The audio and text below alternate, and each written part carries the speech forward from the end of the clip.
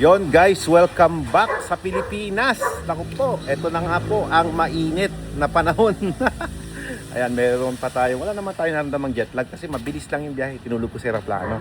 Anyway guys, ngayon ay isasampa natin yung machine ng dito sa Davao. Ilipad yan sa Davao guys at pinick up mismo ni client. Ito yung sa kanila. Papunta ng Digos. 3-in-1 yan guys. Kay Sir Rainier. Yung mga makinang i-deliver natin. Yan. Ready na po lahat. Busy yung mga staff natin ngayon. Siyempre tayo din. Ito binabalot natin para siguradong hindi magagasgas yung machine ni Sir. Ito yung sa kanila. Yes, sir. Hello po. Magandang umaga.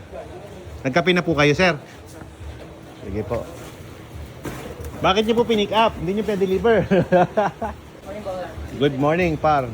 Pinick up nila dito. So, pine-prepare namin lahat para sure na wala kaming makakalimutan. Tignan nyo guys yung itsura ng machine natin kapag naka-crate na at pinipick up nga dito ni client. Ayan, tignan nyo. 3-in-1 yan guys. Naka-crate. Secured. Para siguradong hindi rin mahuhulog yung mga piyesa natin sa ilalim. Tara po, sir. Yan nyo po. Yan. Hindi mo magagasgas talaga yan, sir. Oh. Na Linex ko to. May kaibigan akong tumitir din ito, Raptor. Pero to Linex to. Mukhang nag-break in kayo, sir eh.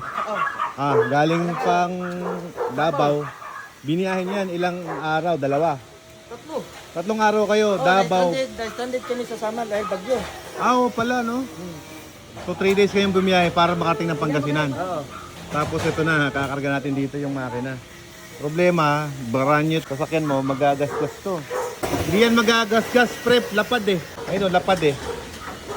Ayan, kakarga na namin. Okay. Pangasinan to Davao del Sur. Ito na nga, ikinarga na. Hop, ingat, ingat mga pre. Konting tiis na lang, may forklift na tayo. Parting na yung order natin. Oh, yan. Iyon, galing. Kasyang-kasya sa isang L300. Tapos dito ngayon yung dalawang tangke niya. Ayan, nakita nyo may mga tumutulo-tulo pa. Kasi yan, hinhydro test yan dito para ma-check na may tagas o wala. So expect nyo na tinesting muna yan bago namin ipapadala. Oh, maluwag pa. Pwede pang kargahan ng mga galon. Ayan guys, naikarga na natin yung equipment natin papuntang Davao. Tingnan nyo guys, oh. Sobrang organized ng pagkakakamada. Ito tayo na lang to tapos okay na.